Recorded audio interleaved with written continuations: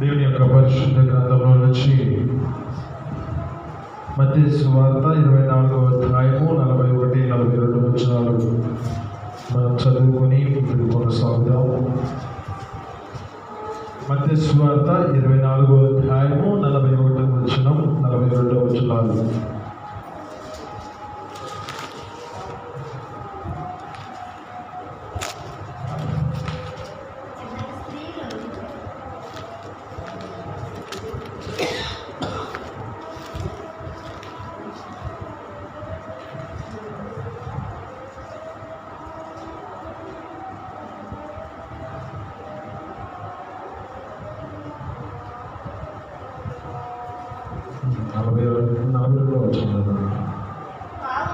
కావున ఏ దినమున మీ ప్రభు వచ్చునో మీకు తెలియదు కనుక మెలకువగా నుండుడి.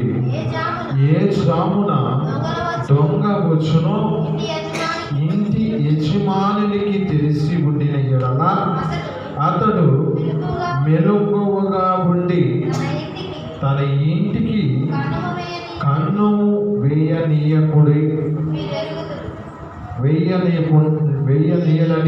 మీరు ఎరుగుదురు.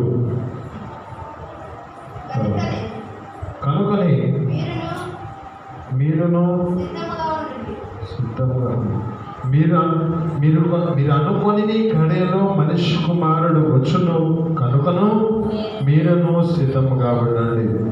యజమానుడు తన ఇంటి వారు తగిన వేళ అన్నము పెట్టుటకు వారి పైన ఉంచిన నమ్మకమైన వాడును బుద్ధిమంతుడునైన దాసుడెవడు?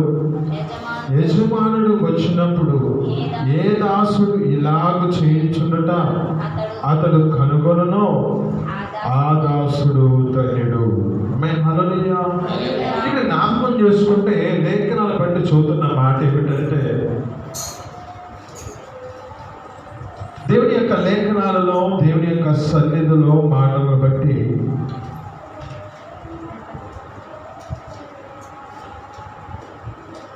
దేవుడు ఏ దినాన వస్తాడో, ఆయన ఎప్పుడు వస్తాడో తెలియదు. వచ్చే సమయమున మెలకువగా ఉండే స్థితిలో మనం ఉండలేము. ఇక్కడ అంటున్నాడు, ఏమని అంటున్నాడంటే, దొంగ వచ్చినప్పుడు తన ఇంటి యజమాని మెలకువగా ఉండిన ఎడల ఆ యొక్క ఇంటికి కన్నము వేయనీయకుండా అతడు కాపాడుకుంటాడు. అయితే ఇక్కడ జ్ఞాపకం చేసుకుంటే మనుష్య కుమారుడు కూడా, ప్రభు అయిన యేసు క్రీస్తు కూడా ఏ దినాన వస్తాడో తెలియదు. అయితే మెలకువగా ఉండి మనము ఆయన కొరకు కనిపెట్టుకుంటూ జీవించాలి. అంటే ఒక యజమానుడు తన స్థితిని బట్టి తన జీవితంలో తన యొక్క యజమానుని యొక్క దాసుడు ఏం చేస్తున్నాడంటే, తన స్థితిని బట్టి ఆయన వచ్చిన సమయమున మత్తుడుగాను లేక అనేక మందిని తన స్థితిని బట్టి ఎక్కువగా వారిని హింసించేవాడిగాను, వారిని బాధ పెట్టేవాడిగా ఉన్న సమయంలో దేవుడు తన యజమానుడు వస్తే ఆ పరిస్థితి వేరుగా ఉంటుంది. ఏ దాసుడైతే తన యొక్క యజమాని చిత్తాన్ని ఎరిగి యజమాని యొక్క చిత్త ప్రకారము చేస్తూ తన జీవితంలో ఆయన కొరకు కనిపెట్టుకొని ఆయన ఎప్పుడు వస్తాడో తెలియదు.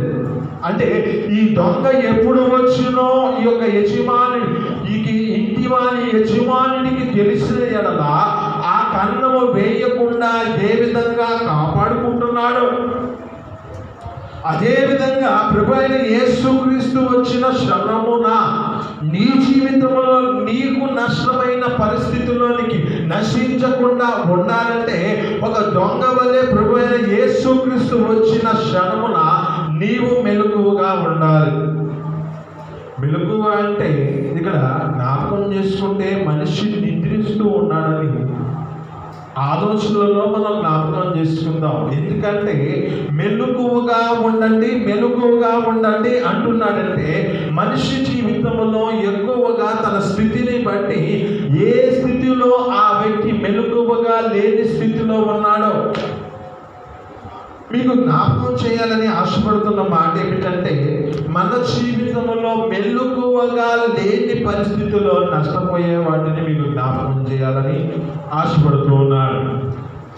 వాటికి జ్ఞాపకం చేసుకుంటే మన జీవితంలో మెలకువగా లేకపోతే శత్రువు వచ్చి ఒక ఇత్తనాన్ని నాటిపోతూ ఉంటాడు. ఏ విధంగా ఇత్తనాన్ని నాటిపోతూ ఉంటాడంటే, ఆ దినములలో ఆదాము అవ్వల యొక్క స్థితిని బట్టి ఆ దినమున ఆ క్షణమున ఆయన లేని పరిస్థితిలో ఆయన వచ్చిన క్షణమున వీరి యొక్క స్థితి ఏమైపోయింది అంటే, మెలకువగా ఉండి తమ జీవితాలను తమ యొక్క పవిత్రతను కాపాడుకోలేని పరిస్థితిలో ఉన్నారు. అంటే మనం జ్ఞాపకం చేసుకుంటే లోకంలో నిద్రించే వారిగా ఉండటం కాదు, కానీ మన ఆత్మీయ స్థితి ఏ విధంగా నడిపించబడుతుంది అంటే, నీకు కలిగిన నీ జీవితంలో పవిత్రతను నీతిని నీ యొక్క జీవితంలో నడిపించబడుతూ నీకిచ్చిన ఆజ్ఞలలో నడవకపోవడం కూడా నీవు నిద్రించిన వారిగా మార్చబడుతున్నావు. ఇక్కడ జ్ఞాపకం చేసుకుంటే ఏమంటుంది అంటే, నిద్రించిన వారి జీవితంలో శత్రువు వచ్చి ఏ విధంగా ఒక ప్రాంతంలో ఆయన ఇత్తనమేమో గోధుమ గింజ ఇత్తితే దానిలో పురుగులు మలిచినాడు. ఆ దాసులు అంటున్నారు, అయ్యా మేము నాటింది ఇత్తనము ఇది, కానీ గురువు గింజ వచ్చిందని చెబుతున్నాడు. అంటే ఇది శత్రువు చేసిన పన్నాగం. ఇక్కడ జ్ఞాపకం చేసుకుంటే ఈ అవ్వ ఆదాముల యొక్క జీవితాలలో కూడా నాటిన ఈ యొక్క శత్రువు వారి జీవితంలో ఒక ఇత్తనం నాటింది. ఏమని నాటింది? మీరు మీ జీవితాల్లో దేవతల వలె మార్చబడతారు, మీ కన్నులు తెరవబడతాయి అని చెప్పిన మాటకి తమ జీవితాలలో ఆ ఇత్తనాన్ని నాటుకొని తమ యొక్క స్థితిని బట్టి ఆ ఇత్తనము భూమిలో పడి ఫలించే విధంగా మార్చబడింది. ఇది ఎందుకని పరిస్థితి ఈ విధంగా మార్చబడింది అంటే, మనిషి జీవితంలో మెలకువ కలిగిన స్థితిలో లేరు. రెండవదిగా నేను జ్ఞాపకం చేస్తున్నాను, నియంత్రించిన ఎడల అంటే మన జీవితాలలో మెలకువ లేని స్థితిలో ఉంటే మనకు కలిగేది అపజయం. ఏ అపజయము పొందిన వ్యక్తి ఎవరు? ఎందువలన అతని జీవితంలో మెలకువ లేదు అని జ్ఞాపకం చేస్తే, అక్కడ జ్ఞాపకం చేసుకుంటే ఒక వ్యక్తి దేవుని యొక్క ప్రజలను, ఇశ్రాయేలు యొక్క ప్రజలను కాపాడుతూ అతని యొక్క స్థితిని బట్టి అతని జీవితంలో శత్రువులను తమ యొక్క స్థితిని బట్టి హతమార్చేవాడిగా ఉన్న వ్యక్తి ఈ యొక్క వ్యక్తి సంసోను. ఈ సంసోను యొక్క జీవితంలో జ్ఞాపకం చేసుకుంటే, సంసోను దేవుని చేత నాజీరు చేయబడి తన జీవితంలో చిన్నతనము నుంచి తన తల్లిదండ్రులకు హెచ్చరించి, దేవుని దూత వచ్చి అతనితో హెచ్చరించి తన స్థితిని బట్టి చిన్ననాటి నుంచి పెరిగిన ఈ వ్యక్తి జీవితంలో ఒక దినాన మెలకువ లేని స్థితిలో ఉన్నాడు. లోకపరమైన ఆశల చేత, అందుకే ఉంటుంది కదా ఈ బైబిల్లో సెలవిస్తున్న మాట, మనిషి జీవితంలో పతనానికి కారణమవుతున్న మాటలో ఉన్నది ఏమిటంటే, ఈ లోకములో ఉన్నవి అన్నీ శరీరాశ, జీవపు డంబం, నేత్రాశ. ఈ మూడు మనిషి జీవితంలో ఏ విధమైన స్థితిలో ఆయనతో అనుబంధము కలిగి ఉండటానికి ఇవి ఏమి చేస్తున్నాయంటే మనిషిని దూరం చేస్తూ ఉన్నాయి. బైబిల్లో సెలవుస్తున్న మాట జ్ఞాపకం చేసుకుంటే ప్రభువైన యేసుక్రీస్తు ఏమంటున్నాడంటే, రక్షింప నేరకు ఉండునట్లు నా చేతులు కొరచకాలేదు.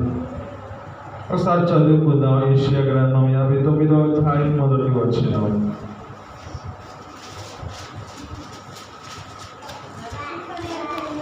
రక్షింప నేరకి ఉండినట్లు యెహోవా హస్తము కొరచకాలేదు, విననేరక ఉండినట్లు ఆయన చెవులు మందము కాలేదు.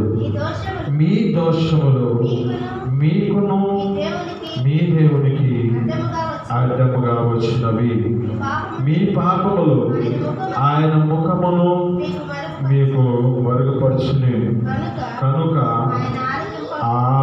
ఆయన ఆలకింపగా ఉన్నాడు. ఆమేన్, హల్లెలూయా. ఇక్కడ జ్ఞాపకం చేసుకుంటే మనిషిని రక్షించడానికి ఆయన చేతులే మాత్రము కొరచకాలేదు, ఆయన విననేరకు ఉండినట్లు ఆయన చెవులేమి మందము కాలేదు.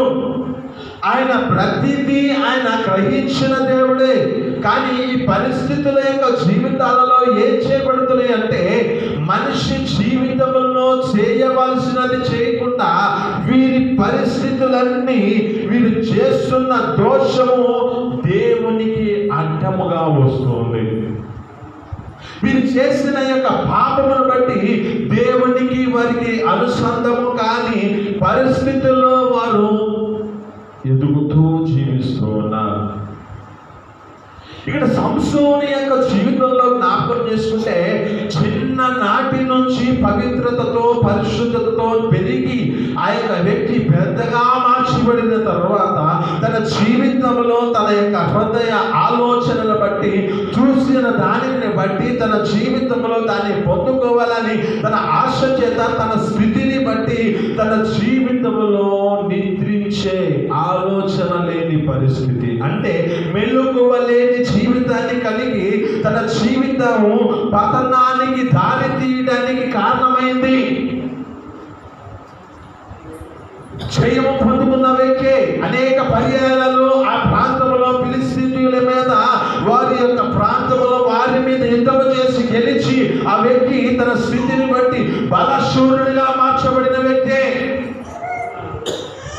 కానీ ఇతని జీవితంలో ఒకటి పడింది, అతని జీవితంలో ఒకటి మనస్సులో ఎప్పుడైతే పడిందో ఆ మనస్సులో దానిని బట్టి ఈ వ్యక్తి లోకపరమైన ఆశలలో నిలబడి తన జీవితంలో ఆత్మీయత స్థితిని మర్చిపోయాడు, ఆత్మీయతముగా ఎదగటం మర్చిపోయాడు.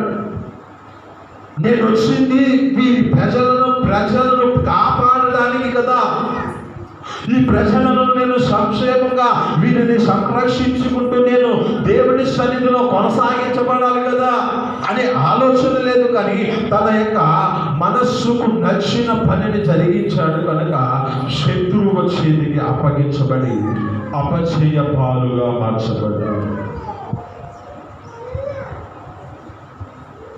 మూడవది జ్ఞాపకం చేసుకుంటే, ఒకటి నిద్రించిన ఎల్లా శత్రువు ఇతనము నాడతాడు. రెండు, మీ జీవితంలో మెలకువగా లేని పరిస్థితుల్లో ఉంటే అపజయ పాలవుతున్నారు. మూడవది, మన జీవితంలో నిద్రించిన ఎడల మనకి కలిగేది అవమానము. అవమానము కలిగిన స్థితిలోనికి మనం వెళుతూ ఉన్నాం. ఎందుకు ఈ అవమానము కలుగుతుంది అంటే, మనము చేసే అవిధేయతలను బట్టి, అంటే మనము దేవుని సన్నిధిలో మెలకువగా లేని స్థితిలో ఉన్నాము కనుకనే ఈ అవమానము నీకు కలుగుతుంది. దేవుడేమో ఈ సేవకుడిని ఒక ప్రాంతానికి పంపించాలని ఆలోచన చేత ఆ ప్రాంతంలో పరిస్థితి బాగాలేదు, ఆ ప్రాంతం అంతా వారు చేసిన దోషమును బట్టి వీరెప్పుడు నాశనం అవుతారో తెలియదు అని దేవుడేమో ఒక ప్రదేశానికి పంపిస్తున్నాడు సేవకుడిని పంపిస్తున్నాడు. ఈ సేవకుడు ఏమి చేస్తున్నాడంటే, పోవాల్సిన ప్రదేశానికి వెళ్ళట్లా, ఇంకో ప్రాంతానికి వెళ్తున్నాడు. ఆయన వెళ్ళే ప్రాంతంలో జ్ఞాపకం చేసుకుంటే వెళ్ళాల్సిన ప్రాంతానికి ఈ యొక్క వ్యక్తి ఒక ఓడ ప్రయాణం చేస్తూ ఉన్నాడు. ఈ ఓడలో ప్రయాణం చేస్తూ వెళ్ళాల్సిన పట్టణాన్ని మర్చిపోయి ఆ ప్రాంతానికి వెళితే నా పరిస్థితి, ఆయన ఏదో చెబుతూ ఉంటాడు, ఈయన కనికర పూర్ణుడు, ఈయన కరుణ వాత్సల్య పూర్ణుడై ఎదిగి ఉన్నాడు కనుక ఆ వ్యక్తులను క్షమిస్తాడని ముందుగా ఎరిగి ఆ ప్రదేశానికి వెళ్ళకుండా, ఆ నీనివే పట్టణానికి వెళ్ళకుండా తార్షీషు పట్టణానికి ప్రయాణం అయిపోతున్నాడు. పోయినవాడు ఏం చేస్తున్నాడంటే మెలకువలేని స్థితిలో నిద్రిస్తూ ఉన్న క్షణమున ఆ ప్రాంతంలో ఒక గొప్ప తుఫాను చేత ఆ ప్రదేశం అంతటా వ్యాపించి ఉంది. దీనిలో వాళ్ళలో ప్రయాణం చేసే వ్యక్తుల యొక్క జీవితాలలో ఎవరికి వారి యొక్క స్థితిని బట్టి వారి దేవుడికి ప్రార్థన చేస్తూ ఉన్నారు, వారికి కలిగిన దేవతలకు ప్రార్థన చేస్తూ ఉన్నారు. అయితే ఈ వ్యక్తి ఏమో ఆమరమున ప్రాంతంలో నిద్రపోతూ ఉన్నాడు. ఒక వ్యక్తి వచ్చి ఆ ప్రాంతంలో ఆ వ్యక్తితో మాట్లాడుతూ ఉన్నాడు. ఓ నిద్రపోతా,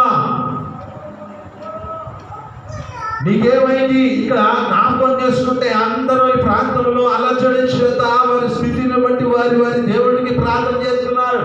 లేచి నీకు కలిగిన, నీవు ఏ దేవుడిని పూజ చేస్తున్నావో, ఏ దేవుడిని ఆరాధిస్తున్నావో ఆ దేవుడికి నువ్వు ప్రార్థన చేయి. ఒకవేళ మనల్ని క్షమించి ఈ ప్రాంతంలో ఈ వానను, ఈ తుఫాను ఆపుతాడేమో అని ఆ వ్యక్తికి తెలియజేస్తున్నాడు.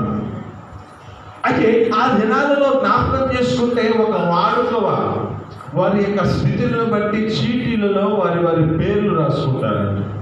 ఎవడైతే దోషం చేస్తారో, ఎవడైతే ఇది వారు చేసిన దానిలో వారి యొక్క వ్యక్తి ఎవడో తప్పు చేసిందో వారి యొక్క స్థితులను బట్టి ఈ విధంగా ఆ పేర్లలో ఒక పేరు తీసినప్పుడు వారు చేసిన దోషి కనబడతారని వారి నమ్మిక ఆ దినాలలో.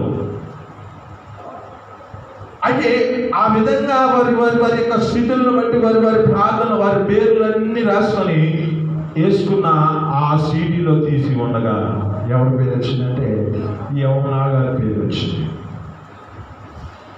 అతని జీవితంలో జ్ఞాపకం చేసుకుంటే పిలువబడుతుంది, సేవకుడిగా పిలువబడుతున్న వ్యక్తి ప్రదేశానికి వెళ్ళి ప్రవచన వాక్యమును చెప్పి ఆ ప్రాంతంలో, ఈ ప్రాంతం అంతా దుర్గతి చేత, దుష్టత్వం చేత నింపబడిన దాన్ని బట్టి దేవుడైన యెహోవా దీనిని నాశనం చేయాలని ఆలోచన కలిగి ఉన్నాడని ప్రకటన చేయమంటే ఆ వ్యక్తి ఏమో తన జీవితంలో తార్షీషు పట్టణానికి ప్రయాణమవుతున్నారు.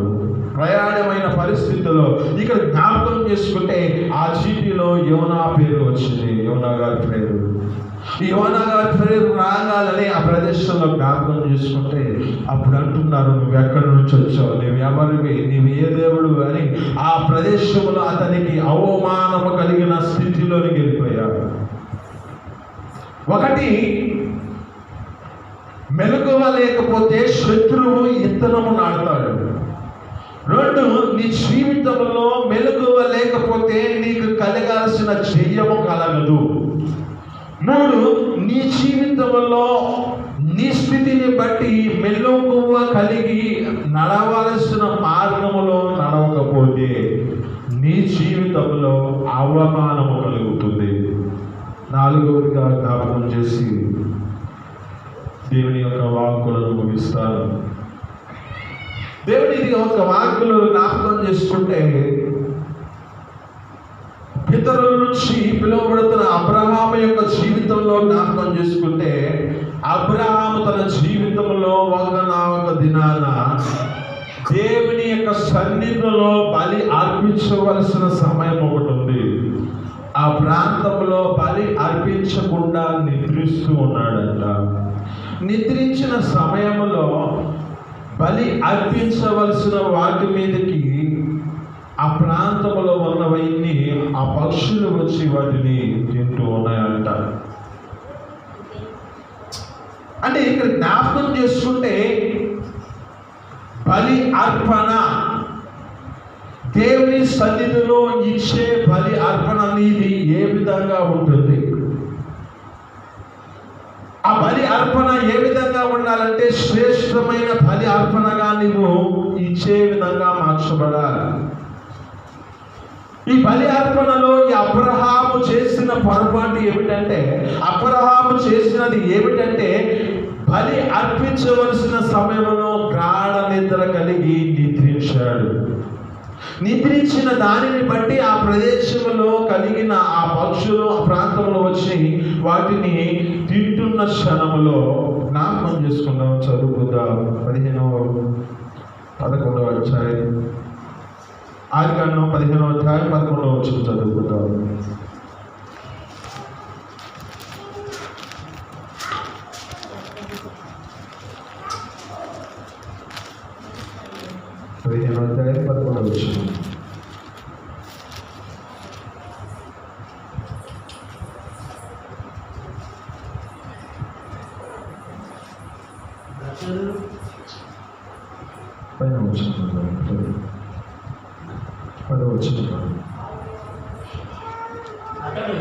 అతడు అవన్నీ తీసుకొని వాటిని నడుములకు ఖండించి దేని కన్నమును దాని కన్నమునకు ఎదురుగా నుంచెను. పక్షులను అతను ఖండింపలేదు.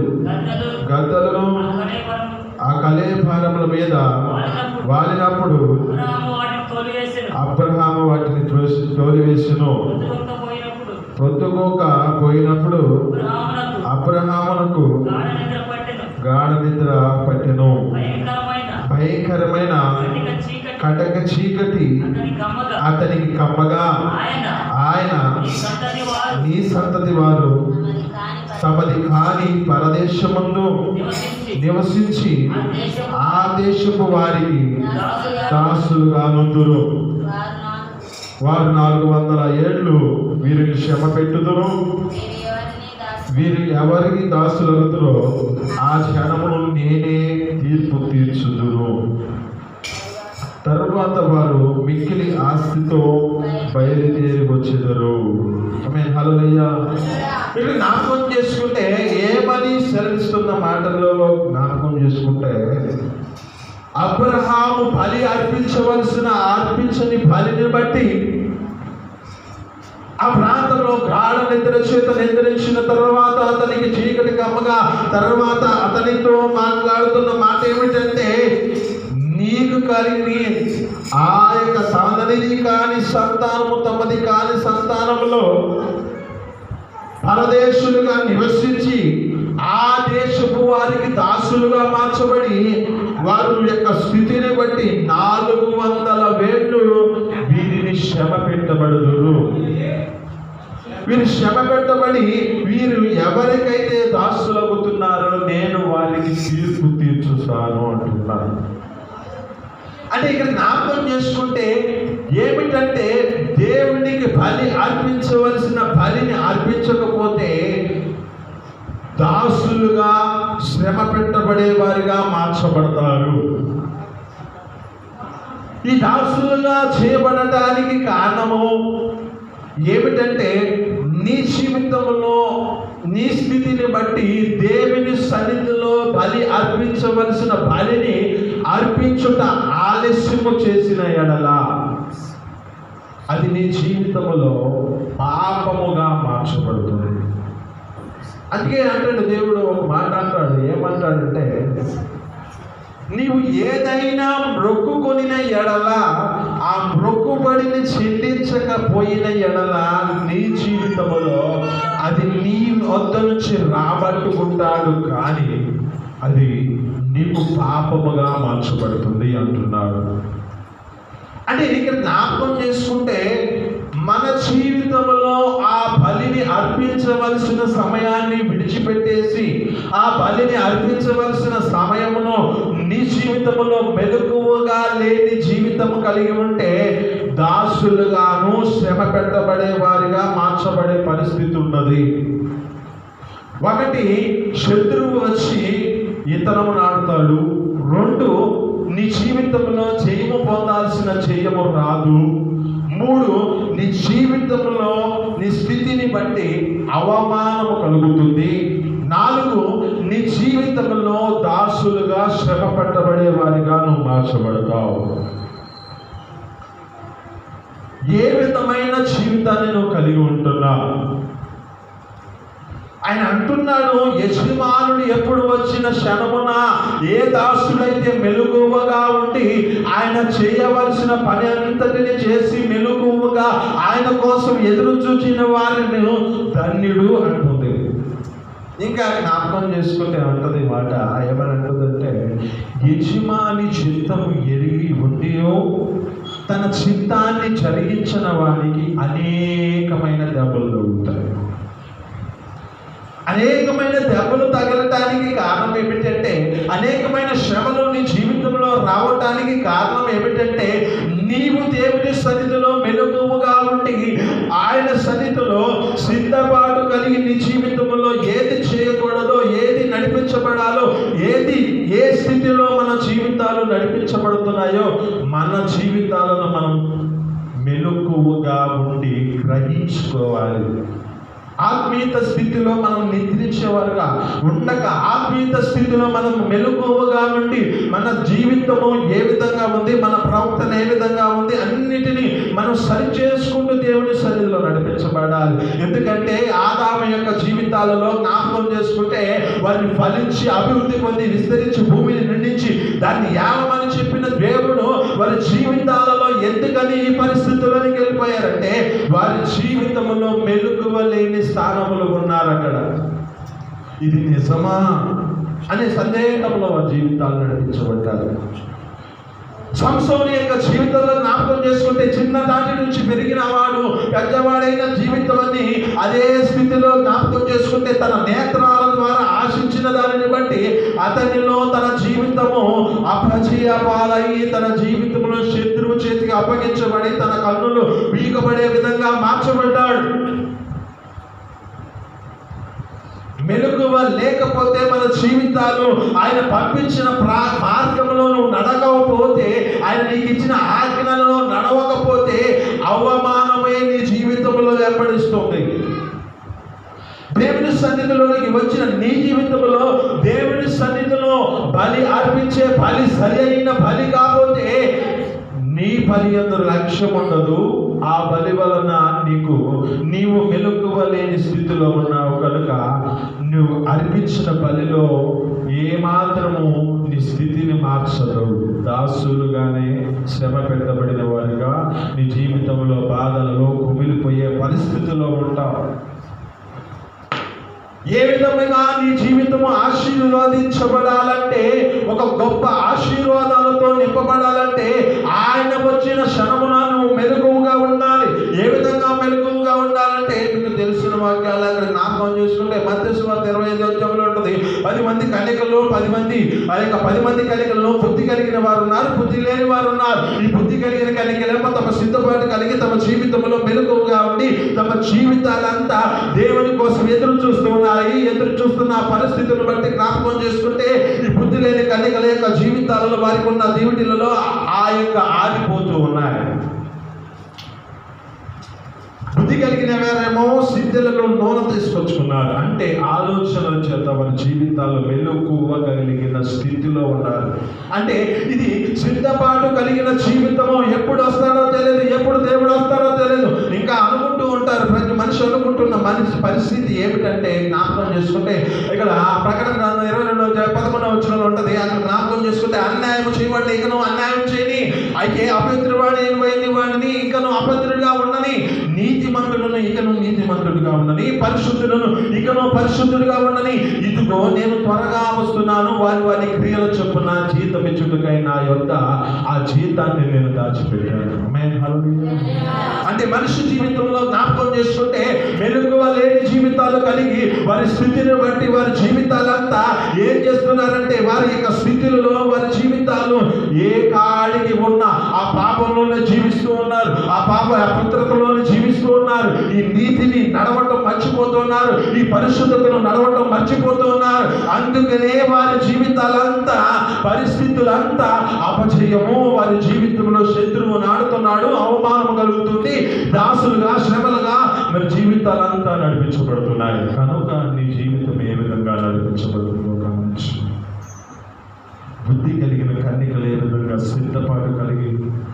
ఆయన వచ్చిన దినాన ఎవడైతే మెలకువగా ఉండి తన చిత్తాన్ని నెరవేరుస్తూ ఉంటాడో వాడు ధన్యుడు అంటుంది. ఆ ధన్యుడిగా నువ్వు మార్చబడి ఈ మాటలు దీవించబడి